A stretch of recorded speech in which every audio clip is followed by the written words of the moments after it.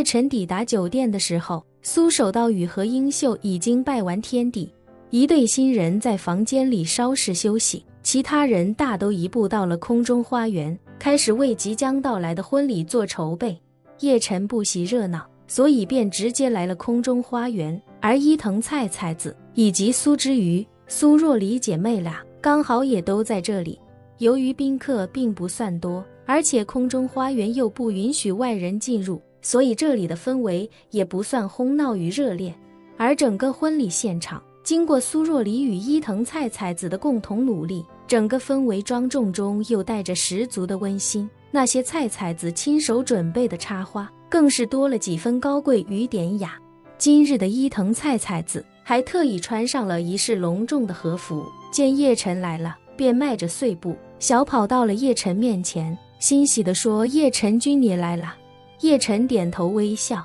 看着布满整个宴会厅的鲜花，不免有几分心疼地问他：“这些鲜花都是你准备的，要忙很久吧？”伊藤菜菜子笑着说道：“是我插的，但还是有不少佣人帮我打下手，花枝的分类和修正都是他们在帮我做，不然我一个人肯定忙不过来。”这时苏之瑜和苏若离都来到了叶晨面前。苏之瑜见叶晨与伊藤菜菜子聊得亲昵，也看得出叶晨看伊藤菜菜子的眼神与看其他女人不太一样，心中不免有些吃味。他与苏若离不一样，苏若离从小是私生女身份长大，成年后就来到苏家做苏守道的保镖，所以她骨子里没有什么大家族女孩骨子里都有的傲气。苏之瑜虽然平时不骄纵不狂傲，但毕竟从小就被苏家人捧在手心里，傲骨虽不显，但却布满全身，所以他心里也不禁吃味，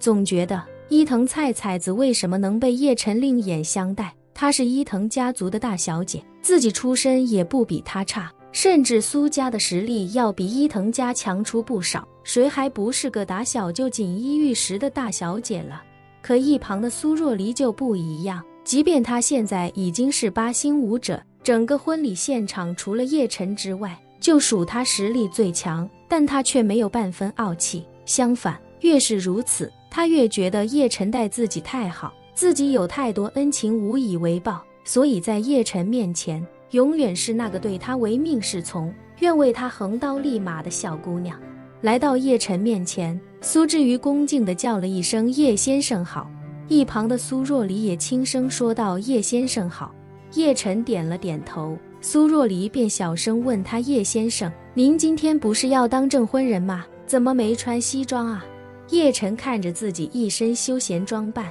笑着说道：“出门的时候不想让我岳父岳母多疑，就没穿西装，不过我带来了，一会儿仪式开始前去换上。”这时身穿礼服的宋婉婷也匆忙赶来，见叶晨已经到了，便快步上前恭敬道：“叶大师，您到了。”叶晨微微颔首，笑着说道：“婉婷，听说你没少为这次婚礼费心，辛苦了。”宋婉婷连忙道：“叶大师您太客气了，这些都是我应该做的。”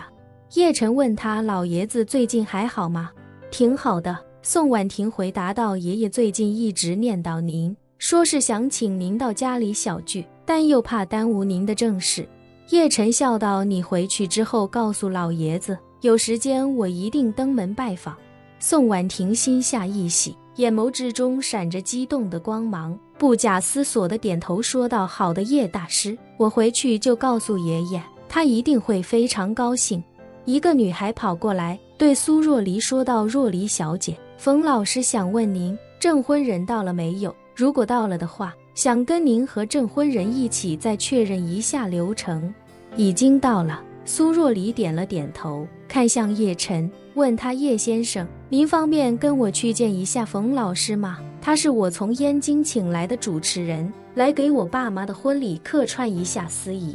叶晨爽快地说道：“好，去见一下吧。”苏若离松了口气，忙问那女孩：“冯老师现在在哪？”那女孩道：“冯老师在后面休息室。”成。苏若离点了点头，对叶晨说道：“叶先生，咱们过去吧。”叶晨跟着苏若离穿过空中花园的宴会厅，来到宴会厅后面的休息室。他在门口敲了敲门，里面传来一个中年男人的声音：“请进。”苏若离推门而入，便见一位气宇不凡的中年人正拿着一张稿子在专注默念。这个中年人便是在华夏名气很高的知名新闻主持人冯子栋。叶晨见到他第一眼就立刻认出了他。虽说叶晨很少看电视，但全国最大的新闻节目他还是经常关注的，自然也认得这位顶尖主持人。苏若离此时恭敬地对冯子栋说道：“冯舅舅，这位是叶先生，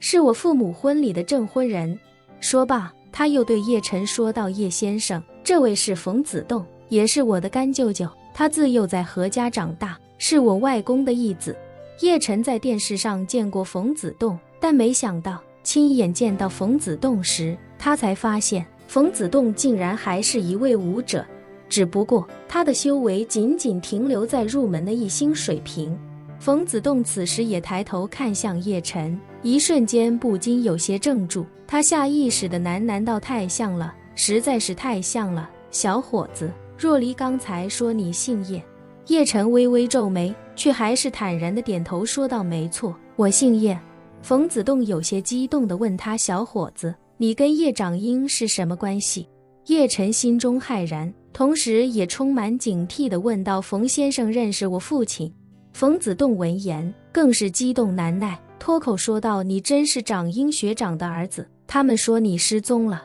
没想到你还活着。”叶晨点了点头，问他：“请问冯先生与我父亲是什么关系？”冯子栋脱口道：“32年前，我14岁的时候到美国读书，是你父亲的学弟。”叶晨惊讶不已：“您与我父亲是校友？”“不只是校友。”冯子栋激动道：“我是当年那届学生中年纪最小的一个，你父亲当年对我非常照顾。”说着，他问叶晨：“你今日能来参加若离父母的婚礼，想必应该已经回归叶家了吧？”叶晨知道眼前这一定是个聪明人，所以他也不遮掩，点头说道：“我已经回了，但外界基本还不知道。”冯子栋点点头，欣慰地说道：“我一直没想明白，为什么苏家看似联手万隆店赢了叶家，可之后却忽然间换了家主，这不符合大家族那些强硬老家主的共性和基础逻辑。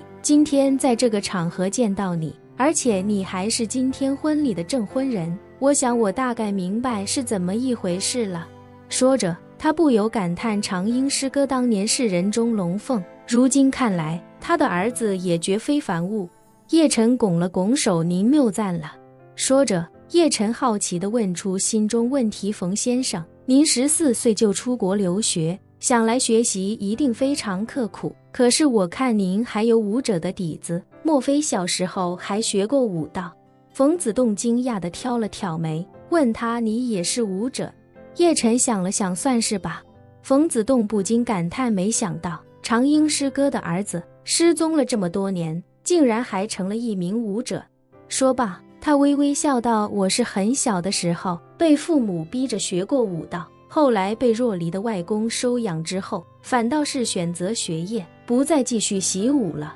叶晨不解地问：“武者向来一心问道，为了武道甚至能放弃一切，鲜有像您这样为了学业放弃武道的，您为何做出这种决定？”冯子栋自嘲一笑：“我的父母以及我年幼时接触过的所有人，每天都在我的耳边说着什么武道至上，以及朝闻道夕可死之类的话，我自然也深受他们的耳濡目染，从小便立志成为一名武道高手，年幼时还曾发下宏愿，有生之年定要迈入暗境。”说到这，冯子栋叹了口气，继续道：“可是我没想到的是，在我父母的眼里，武道比我还重要得多，所以在我6岁那年，他们2人为了寻求突破，将我寄养在了何家，从此40年下落不明。何伯伯本想传我武道，可我因为对父母抛弃我的行为无法原谅，所以立志不会成为他们那样的人，